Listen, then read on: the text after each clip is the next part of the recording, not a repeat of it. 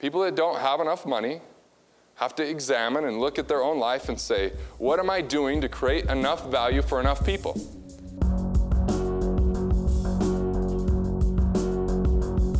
The question is, what do you want in your life? What are you doing to discover the principles that are out there? Obviously, you're being educated when it comes to certain topics, certain concepts. Certain things are critical for you to thrive in what you're doing. But ultimately, if you're in it with the wrong mindset, no education you get here is going to matter. If you're in the scarcity mindset, you'll destroy whatever greatness was already available to you or already within you. So it's very simple. If you're a producer, you're going to create more value than you consume. The way you create more value than you consume is find the things that you love to do and do it in the service of those who love what you do. It's a pretty simple equation, but it makes all the difference in the world. Have you ever been around people that are complete consumers, and every time you're around them, they're just looking to, suck the life out of you and the energy, and you're just thinking, man, this is no fun. Consumers are the ones that keep the thieves in business. And the consumer mindset is, and what I'm talking about now, is really easy to recognize when we're talking about it philosophically. But it's very subtle and destructive when we're out there on a day-to-day basis, and especially when times feel like they're difficult or tough. See, anyone can be in abundance when everything seems to be going perfect. Like finals are over, everyone's in abundance. Everyone's happy, right? But the week before finals, there's a lot of scarcity. At least if you're me, I hadn't studied quite enough, and I waited till the last minute every now and again. Part of that entrepreneurial mindset. But you find scarcity in situations when people are saying, this isn't what I want, this isn't ideal. But I'll tell you, when you're faced with scarcity, you'll find that you're in scarcity because of the way you feel. You'll feel negative emotions, fear, doubt, worry, concern. But to stay in scarcity would mean that instead of doing something about it, instead of making a choice that would say, I'm responsible for the next moment, for the next choice, that's what you would do in abundance. In scarcity, you would blame that circumstance on why you are where you are and why you feel the way you do. So things happen all the time. Events come up. You could plan your life to be ideal today, and I guarantee you there will be things that happen along the way that were unplanned, that will look as if they're unfortunate, that will feel as if the world's coming down on your shoulders. But those are also the greatest lessons, and those obstacles are the raw ingredients for some of the best businesses you've ever seen. Some of the best things that we've ever learned from people happened because they were going through some time of discontent, and they said, how do I overcome this? What can I do about it? They create a system. And there's other people that would have to face that if it wasn't for that system, if it wasn't for that knowledge, if it wasn't for that experience. But it's because they did something. They didn't just fall victim to that. See, victimhood is scarcity mentality to the T. People that say, why me? Poor me. What good does that do for you? How does that move you forward to the successful life that you want? What it does is it gets a lot of people to say, you're right, it's not your fault. You're right, this is just the way it is. And then that's when people start saying, look, you were doing something and it was risky. I think risk is the most misunderstood and misused term that's thrown out all the time. Here's what real risk is to the consumer. If you're inside of a social agreement, meaning this is the routine, this is the way life is every day, this is what's familiar, this is the comfort zone. Risk to the consumer is you've stepped outside of that. You've said, I'm willing to try something that's never happened before. I'm willing to do something that doesn't even exist today. But that's how producers live. Producers are the ones that create the very things that we enjoy before they even existed. Consumers say, I'll believe it when I see it, but the very seeing of anything is what deceives them.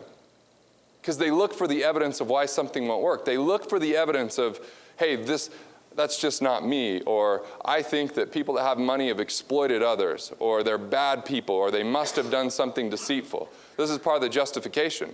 See, but the craziness behind it, or the dilemma, is a consumer actually wants more money, even if they say they don't. Even if they say money's not important, they want more money, but they feel bad for wanting it because they think that people that have money are bad people and they don't want to be a bad person. So it's this dilemma they're always in. They think money's bad, but they want more of it. What are they going to do about it? They have to understand and align with principle. See, if you're going to be a producer and create value for others, how do they reward you for that? How do they compensate you for that?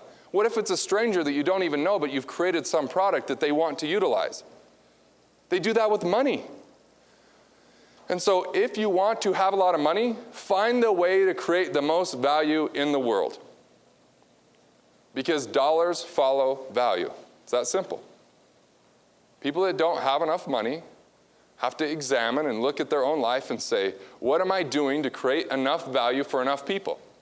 And I get a lot of circumstances where people say, but what about Mother Teresa? Do you know how much money that woman controlled during her lifetime? That she just didn't hoard it. It flowed right through her to whatever cause was greatest. And that's the thing. We've been taught, trained, and educated our whole life that life is about building a net worth, and that once you build a net worth, that's going to tie to your self-worth. But my question is, if you build that net worth, what are you going to do about it? If you never spend the money that you build your whole life and you never utilize it and enjoy it, it's insurance that's going to someone else. But if instead you understand how to be a producer and you're a steward over those resources and you let them come to you and flow through you and build yourself up by helping other people, then you're going to really get money coming towards you. Because you're going to increase your very human life value, the very characteristics about yourself. That's what you've done. You've come to a university. That's an investment in your human life value. Are they leaving you with products? Is there a commodity here? It's an experience. It's an education. It's an investment in yourself. But if you stop there, what good would it be? It would be stored up as potential. And you've probably heard, and people have probably told you that you're full of potential. I don't care about anyone's potential. I care about what they do with their potential. Potential stored is useless to the world. Potential realized is what we would call production. Potential realized is production. And the way you realize your potential is to create value for others. That's the bridge. On one side of the bridge is potential. On the other side is production. The road to get there is creating value. It's value creation. You start, even if you watch TV, you start to look at the books out there, this is really the way the economy's talking now. People are talking in terms of value creation. Now, higher level, it's not the mainstream media, but I'm hearing about it a lot more. Part of the reason I hear about it a lot more is because I look for that a lot more. When in abundance, when you're in the abundance mindset, you will recognize abundance. When in scarcity, you will repel and you will be blind to abundance. Here's some easy examples of what I'm talking about. Have you ever, thought about buying a car, or have you ever thought about, have you ever taken a course and you learn a term in that course and you never knew it before, but all of a sudden you hear people using that term, or you go to buy that car, all of a sudden you notice that car around all the time. It's like when I was getting married, I noticed that there was all these billboards for like wedding shower or whatever, bridal showers or whatever. I didn't even know what a bridal shower was. But see, that's why I never saw the billboard. All of a sudden, when I had my first kid, I noticed that there's a lot of little kids around. I noticed that on commercials there were little kids. Before, I didn't really recognize that because that wasn't my mindset. That wasn't what I was looking for. So if you're in scarcity, you may have all the opportunity around you today and not recognize it. And one of the ways people don't recognize it is if they're always looking to take value first. If you want to have more in this life, look to give more. Look at what you can do to create value. And don't do it conditionally. Make it part of who you are. You don't know when the reward will come back. It's hard to measure.